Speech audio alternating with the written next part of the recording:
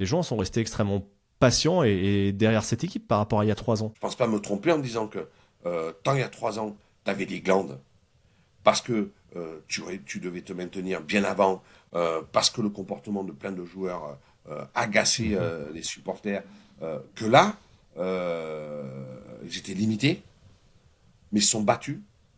Et valeurs stéphanoises, ouvrières, minières, de mouiller le maillot, ils sont battus avec leurs moyens trop limités. Les Mouef, les Petro, tous ces joueurs-là, ils ont fait ce qu'ils ont pu. Et je pense que le public l'a très bien compris que toute équipe, elle était nulle. Voilà. Saint-Etienne, il ne faut pas oublier que c'est quand même un des stades où il y a le plus gros concentré de connaisseurs de football.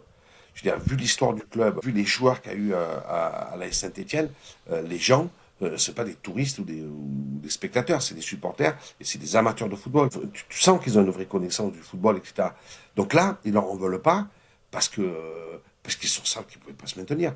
Donc ça va permettre de repartir de façon sur des bases quand même plutôt saines, financières, en termes de supportering, dans un contexte et un climat apaisé. Maintenant, je suis d'accord avec toi, je pense que les gens sont très dubitatifs, déçus, parce que les gens ne comprennent pas ce qui s'est passé, et que l'image quand même de Kilmer, l'espèce de fol espoir qui était arrivé avec le rachat enfin du club, qui je le rappelle n'est pas un fonds de pension, qui n'est pas un fonds d'investissement, mais c'est comme si vous ou moi on avait racheté le club, donc c'est plutôt assez rassurant.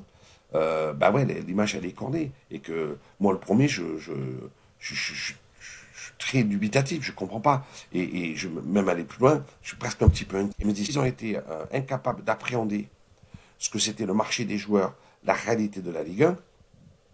Mais alors qu'est-ce qui va se passer en Ligue 2?